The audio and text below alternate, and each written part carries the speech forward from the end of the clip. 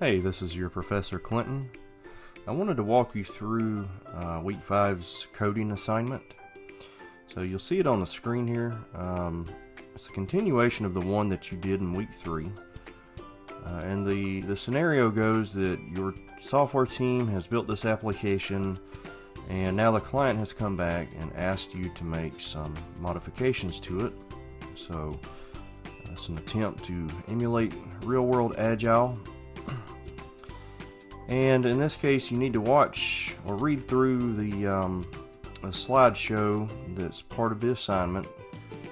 So if you get to this slide here on the screen, you'll see that the client has told the product owner that they are now interested in detox and wellness vacations, and that they want their new booking tool, which is the software you're working on, to focus on those sorts of vacation packages. So in essence, they want you to update the images and descriptions and hyperlinks in the application to reflect the new genre of detox and wellness vacations. To get started on the assignment, you'll need to download the zip file and then open that up. So let's go ahead and do that. I want to walk you through everything in this assignment. So we're going to download it. And I'm on a Mac, so the easiest way for me to unzip it is actually to use the terminal. If you're on a Windows machine, you can go to wherever you downloaded it, right click on it and extract it. And so let's do that. So you can see I've got it there. I'm going to unzip slideshow, and now I've got a directory called slideshow, and that'll be the project I'm going to open in Eclipse. So let's go ahead and do that, and we'll open it up and then we'll run it to get a quick idea of what we are working with. And when Eclipse loads, go ahead and choose Import Project, Existing Projects, and then we're going to change the root directory to this folder. And you'll see that it pops up as a project, so Eclipse does detect it, and then you can just hit Finish. We're going to look inside of this. So you can see a few test images that come with the project. There's the main class file. And we can go ahead and just hit the big green Run button at the top of the screen. It should pop up, and you'll see that it looks kind of like a little carousel or slideshow. So that's what we have to start working with. Alright, now that we've got the project loaded into Eclipse, I want to demonstrate a bug in it. So if we run the project again, and then grab the lower right hand corner of the window and resize it, and notice how the buttons and the description field behave. So we would expect them to move as a unit along with the rest of the window. However, only the image and the buttons seem to perform the way one would expect. So there's a simple explanation to what's going on. I'm going to start by looking at the source code with you. In a JFrame, which is what the Swing GUI library in Java calls a window, there is the content pane, which is the container, the main container in the window that holds everything the user sees. So that's your overall container for the window. And that content pane has its layout manager set to border layout. So in GUI programming, a layout manager is the algorithm that determines how elements are positioned in a GUI container. In this case, the window, its content pane, is being organized by the border layout manager. So let's go take a look at the documentation for the border layout manager. If you look at the border layout, you'll notice that it has 5 defined regions: the north, or page start, south, or page end, east, west, and center. And the way it works is the center container expands to occupy all available space that remains after the other regions have shrank to fit their content. So once they have their content fitting within their boundaries, the center container is allowed to expand and grow to occupy whatever remaining space there is. Now, one thing to point out, very important to our situation, is the border layout expects exactly one control to be added to each region. In our case, we have 2 controls being added to the southern region, so that's a problem. And if you read the documentation, it actually doesn't say what happens if more than one control are added to a region, so we would call that an undefined behavior, and in our case it results in a bug. So we can look at the code and I can show you exactly where the problem's happening. You can see here the text pane, which has the description, is being added to the southern region, and a little bit further down the button pane is also being added to the southern region. In our case, it looks like the last one wins because the buttons behave the way we would expect them, while the text does not. So let's talk about how we fix this problem. The fix is actually pretty simple. We know that each region expects exactly one control or component to be added to it.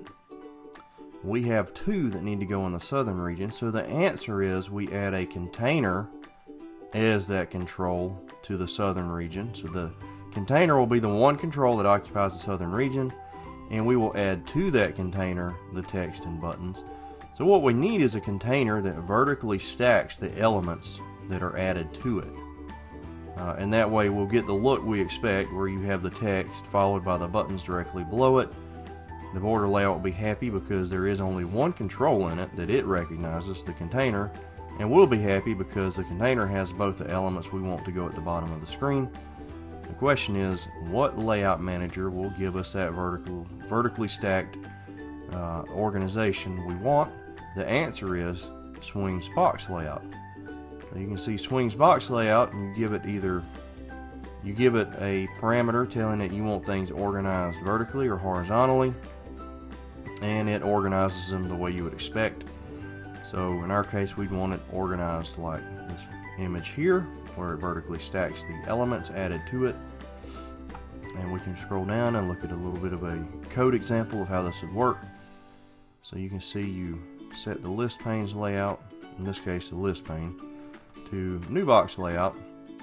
Interestingly, it has to be provided a reference to its container, which I know that's a little unusual because it's actually being added to the container as the layout manager, but we'll play along. And then you give it either the page axis or the line axis. Page axis is what we want, that's the vertical orientation. Line axis is left to right or horizontal orientation. So let's go back to our code, and first thing we need to do is make that new container that's going to house the text and buttons, and we can use the trusty old JPanel for that, and I'll just call it the south pane. Now what we want to do is make sure we actually assign something to that. So we created the reference south pane. Now we need to assign a value to it, in our case a new JPanel, and then we want to find where the button and the text were being added to the Windows southern region, and we want to change this around so that the south pane is the container they're being added to, and they no longer need this second argument. Same goes for the text, so we'll find, excuse me, that was the text, and the same goes for the buttons. So down here where you see the button pane being added to the content pane, we'll change that to south pane. Again, remove the second argument, it's no longer needed, and then we will add the south pane to the Windows content pane. And in this case, we do need to tell it where in the border layout it should go. So that should solve our bug. Let's save that, let's run it, and let's see if it behaves as we expect now. Oh, not quite.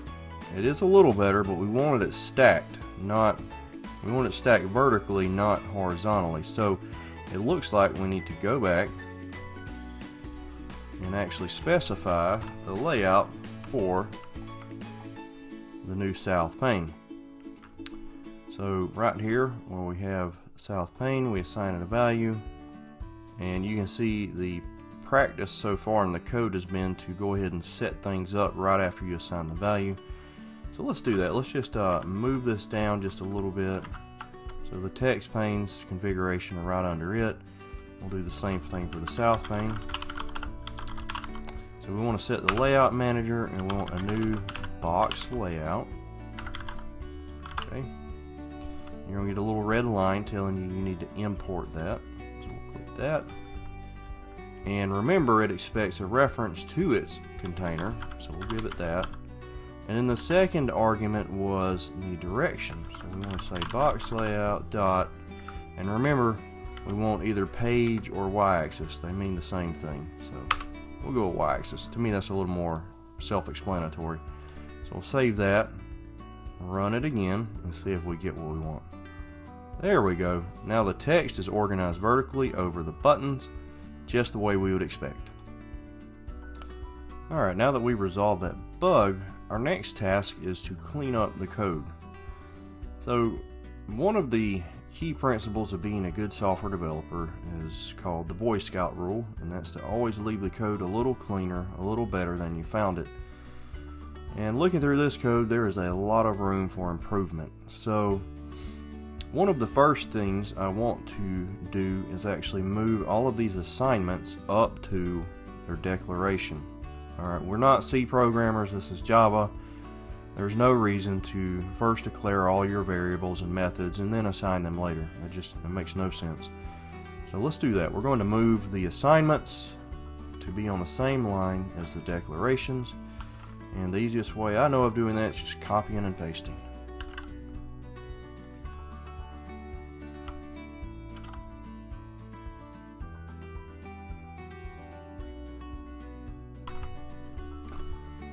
Alright, so we clean that up. You can see that's probably 10 or 15 lines of code that we just eliminated. And the next thing I want to do is actually called lambda expressions. So we're going to use lambda expressions in the place of some of these anonymous objects. So in Java and other languages, an anonymous object is an object you create without assigning it to a variable, so it doesn't have a name you can reference it with. And in Java, there's a feature called lambda expressions, where if a class or an interface has exactly one method that is expected to be implemented, so one abstract method in the interface, then you can use a lambda expression in place of a full object declaration. So the reason for that is the compiler can infer exactly what that lambda expression, what method that lambda expression is supposed to represent. And just to define that, a lambda expression is a function, basically, without a name. It takes just an argument and the invocation, what's supposed to be done when it's called. So let's go ahead and replace this. In Java, a lambda expression is the argument, in this case action event E, followed by a small arrow, so a hyphen, and the greater than sign, and then the invocation, so what do you want it to do? And if it only has exactly one call, then you can omit the curly braces. So then we can remove the rest of this, and you can see we just cut out a lot of code that was unnecessary. It looks a lot better, doesn't it? So let's do the same thing here. Again, all we need is the argument, followed by the small arrow, and if it's one line, a single line for the function or method, then you can omit the curly braces. And just remove the rest of this because it's no longer needed. It looks a lot better. Alright, let's see if there's anywhere else we can clean this code up. Alright, so down here in the actual main function, that's the function that's called when the application is first executed. So that's the entry point to the application. And you can see the runnable interface is a functional interface because it has exactly one method it expects the user to define. So yes, we can replace it with a lambda. In this case, it has 2 lines of code, but I think we can reduce those to 1 if we try really hard. So we'll start off by making this a lambda. And right now it needs curly braces because it has 2 lines of code. Okay, so there we go, we've got that. But if we use an anonymous slideshow object, because we only make one call to it and then dump it, so there's really no need to have a variable referencing it. We can just surround the instantiation with curly braces and call set visible on that. Now we're down to 1 line, so we can get rid of the curly braces here, and we no longer need the semicolon because we're not using the curly braces for a block. Wow, that looks a lot better. Okay, so it does one thing when the application starts up. It invokes the slideshow.setVisible method on a separate thread, and that's pretty much it. So let's look back through the code. Anywhere else we can clean it up? Doesn't look like it. I think we're pretty good on that now. Alright, now that we finished the first phase of refactoring, we want to run the application and make sure we did not break anything. So we always want to be testing our code changes. So let's do that.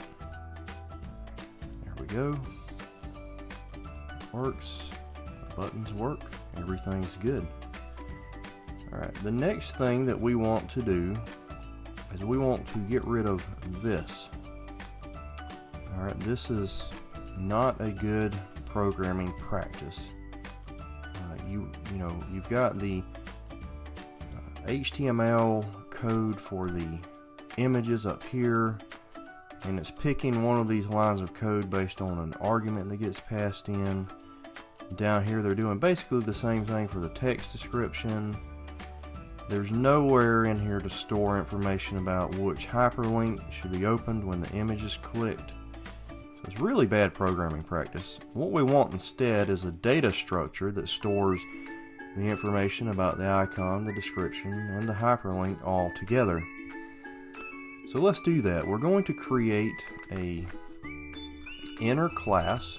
So rather than having an entirely separate code file, we can create an inner class down here, since this is probably the only place it will ever be used is inside the slideshow class. And we're going to name it, we'll just call it slide. That makes sense. We need to call it class slide. And then let's go ahead and define the fields that we'll store. So we'll have a string description, and we'll have a string image, and we'll have a string URL.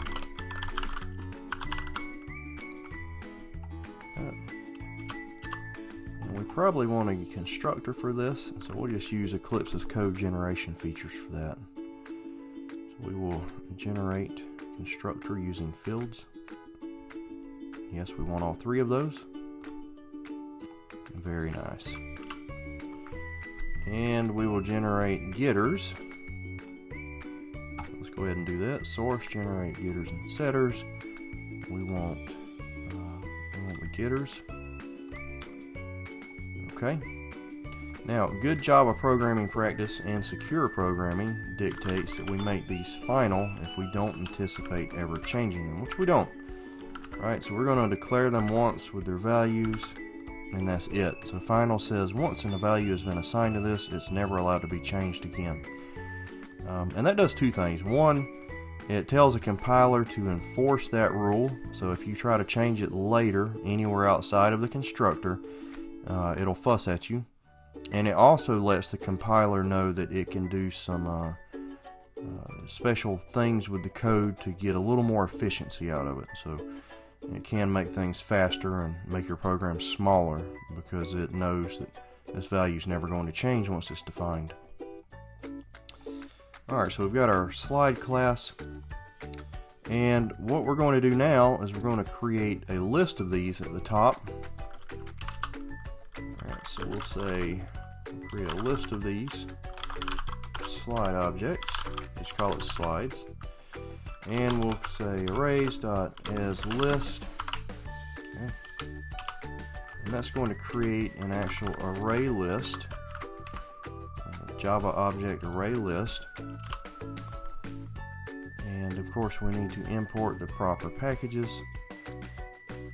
There we go. And so inside of this we'll just say new slide, and we will copy in the first argument, which is the description. So we'll get that from here. Slide 1 is the description. Next one's the image, so we'll copy that in. After a comma. And the last one's the URL. So I don't know what that's going to be at this point. We'll just put Google's URL in there for the time being, and we'll change that later. Now to make this a little easier for us to read, I'm going to put these on separate lines.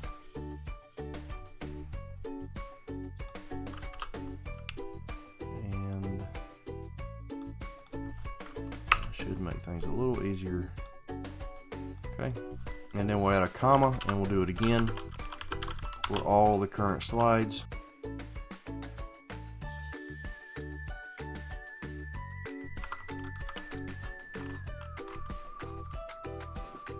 Alright, so we've got our slides defined up here, and let's make sure that everything's still working. So I don't think we've changed anything fundamentally about the way the application executes yet, but it's always good practice to test it out. So let's run it again. There we go, everything seems to be working. Okay, great. Alright, now that we've got a list of slide objects, the next thing we need to do is actually use those. So let's go down to this for loop here. This is where the application builds out the various slides it's going to show to the user. And it does this using something called the card layout. I won't go into details on that, but you can look it up if you'd like. So for us, we basically want to replace this for loop with a loop that cycles through the different slide objects in the list we created and uses those to create the cards that are shown to the user. So what I'm going to do is I'm just going to push this for loop down a little bit. I'm going to call this slides object, and I'm going to use its for each method, which does the same thing. And then, you know, as I showed you the lambda expressions earlier, we use a lambda expression here. It's the easiest way to do that. So it takes exactly one argument, and that argument is going to be each element in the list. So S represents one of the slide objects up here, and it goes through every one of the objects in the list and calls this method, providing that S, the slide, is a single argument to it. So now we can copy the original contents of the for loop into here. You can see we are creating a new slide, and the text, okay, two labels, and we're setting the content of the slide label to the icon HTML. So instead of calling that method, we'll just say s.getImage. Same thing for the text. Okay, instead of calling an original method, we'll say s.getDescription, and we make sure it's adding it to the pane. We don't need this, it's unnecessary. Okay. So now we can delete the old for loop. And one thing I want to point out is you can see that these labels are not used anywhere else outside of that. So why are they being declared at a class level? There's no reason for that, so we can just remove that. We don't need that. Okay. So what we'll do is we can actually create the label, okay, and set its contents all at once. So let's do that. We'll just say new J label. We'll give it its contents. Okay. And we'll give it the contents here. So this is a slide, which means we want the image. Voila. So now we can get rid of this, and we can get rid of this. And we'll do the same thing down here. J label. Get description. And now we can get rid of these two lines. Wow, that looks a lot better. Okay. So let's save that. Let's save that, and we're going to make sure everything works properly. We can also get rid of this code before we run it, because these are no longer being used. Save that, and let's run it. There we go. Look at there, still works perfectly. Perfectly. Alright. Alright, quick review. We've refactored the code and cleaned it up by moving the assignments of all of these variables up with their declarations. We refactored anonymous objects out and replaced them with lambda expressions, so you can see that in some of our action listeners. And we also replaced those methods that were used to provide content for the slides with a list of slide objects that neatly encapsulate all the details about each slide into a single coherent object. Now, the next step in our refactoring process is to eliminate redundant and duplicate code. So as you look through the list of slide objects, you'll notice that a lot of this HTML code is repeated over and over and over and over. What I'd rather do is just put the content that changes into each slide object's constructor, and the content that stays the same for every single slide object would be inside the slide object class. So let's do that. We're going to start by copying one of these as an example. Okay, so we're going to copy the description of the first slide. We'll go down to the slide class, and right here where we assign the description is where we'll paste this in. Okay, so let's do that. Pasted the code in. Now, for most of the slides, everything remains the same except for what's between the body and the HTML tag. So we'll do that.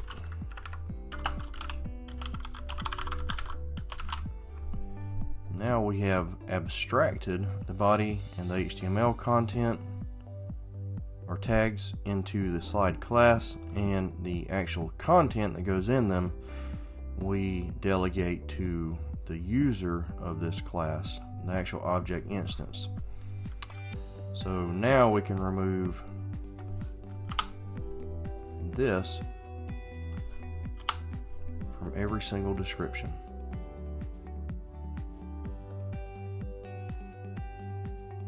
Okay, now that that's done, let's do the same thing for the image part.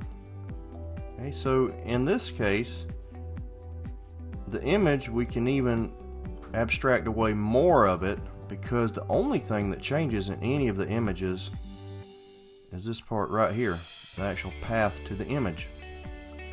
Let's copy one of these. Go down here, paste it in, and we will replace this with image. Now, up here, we can remove everything except the path to the image.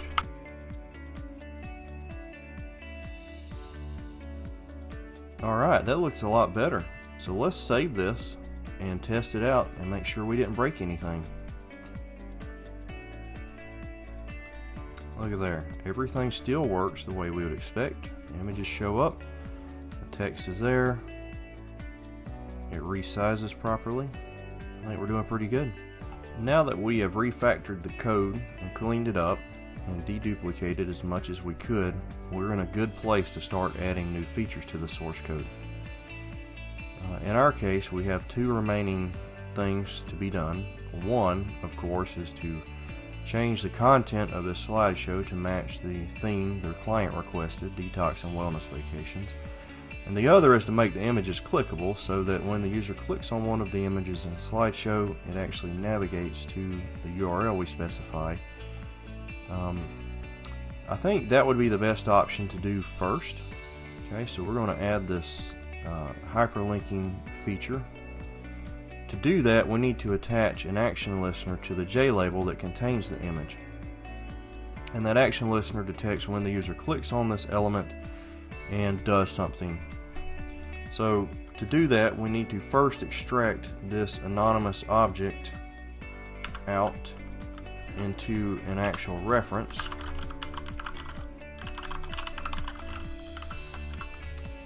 And then replace that with the reference. Now we have a reference to the JLabel, so we can actually add the action listener to it. In our case, the method we want is add mouse listener, and that expects a new mouse adapter object. Of course, it's an anonymous object. We're not giving it a name or reference. Import that package. So it would be nice if we could use a lambda expression here instead of an anonymous object, the way we did with the other action listeners. Unfortunately, the mouse adapter class has multiple methods that you can override, and if we used a lambda expression, there's no way the compiler could determine which one of these you wanted that lambda expression to represent. So we have to actually create this entire anonymous object and override the method we want. So the easiest way to do that is to copy and paste that method. In our case, we want the mouse clicked method. So we'll copy that, and then here we'll paste. And we do want to tell the compiler that we intend to override it. And now we can add our logic that gets executed when the mouse is clicked on the image label in the slide. Of course, what we want to do is open that hyperlink in the user's default browser. The easiest way to do that is Java's desktop class, which has a getDesktop method, and that returns an object that has several utility methods you can use specific to the user's operating system. In this case, we want the browse method, and what that does is it opens the URI you provide with the user's default browser. So the URI expects a string, in our case a URL, and we get that from the slide object using the getURL method we created earlier. And it can potentially throw an IO exception, and of course we just want to print that to the standard output. And you'll notice that these two variables are overshadowing each other. They're the same name in the same area, in the same scope. So what we can do is just add EVT, short for event. Now it's happy. So what should happen is when we run this, we can click on a image and the browser opens to that URL for that image. To make sure everything's working properly, let's actually change some of these. We can just use different search engines, and we will save it and run it again, and now we should get a different website with each slide. So let's try that. This should give us Google. The next one should give us a different URL, Yahoo. The next one should give us a different URL, Bing, DuckDuckGo, Google. Alright, so that seems to be working. Now the final step is to replace these images and descriptions with different locations health and wellness detox locations. So my suggestion to you is go out on the internet, Google detox vacation. Here's a site with the 10 best.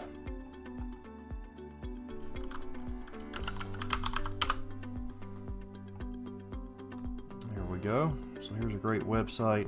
We'll copy that URL. Go back to our source code. Paste that in. Change the description.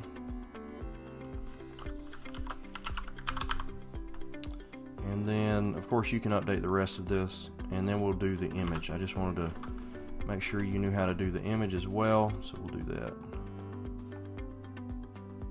Let's see, here's a great image. So we will find one that's relatively large.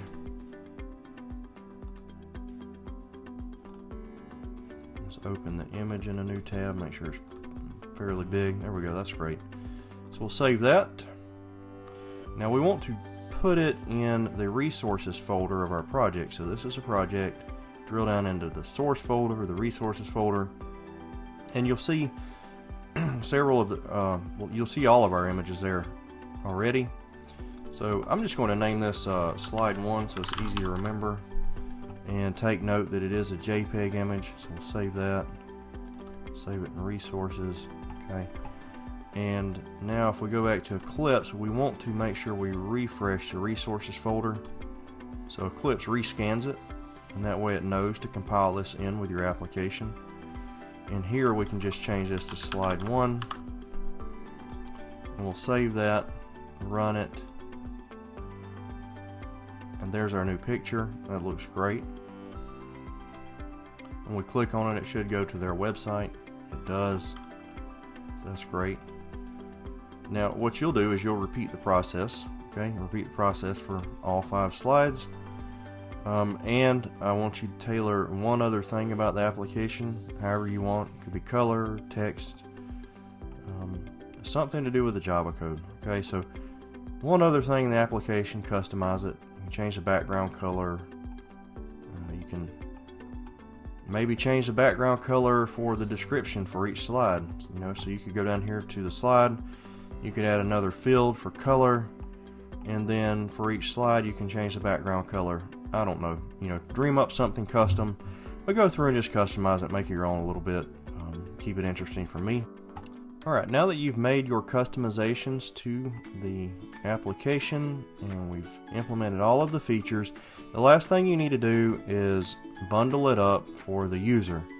So the easiest way I know to do that is actually right click on this in the Package Explorer, or you can go up to File, you can have to export, either one works. Okay, and then go to Java, and you want to choose Runnable Jar. Okay, Runnable Jar, not jar file, Runnable Jar. Choose Next. Make sure you pick the project.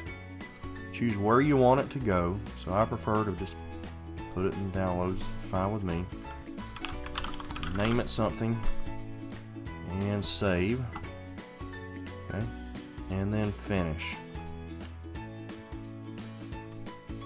Now we need to test this, so let's go to our downloads. If you're on a Windows machine, you can just double click that and it'll run. On a Mac machine, not so much. So on the Mac, you actually have to run it from the command line. In the downloads folder, you'll notice the jar file is now there for me. You just type Java -jar slideshow, enter, pops up, everything's there, clicking works, great. Alright, now finally, don't forget this part, I want you to send me the source code as well. Okay, so on a Mac or a Windows machine, I want you to delete the original zip file and then recompress your code with your changes into a new zip file. And so I want you to upload the jar file and the zip file for your assignment, both files. Okay, alright guys, I hope this helped. I hope you learned a little something about actual software engineering beyond the scope of just this project and assignment. And that's why I went through the refactoring process, try to teach you some of the thought patterns and things you can expect to be doing in your actual job. If you have any questions, reach out to me. I'm always available, and I look forward to seeing your submissions.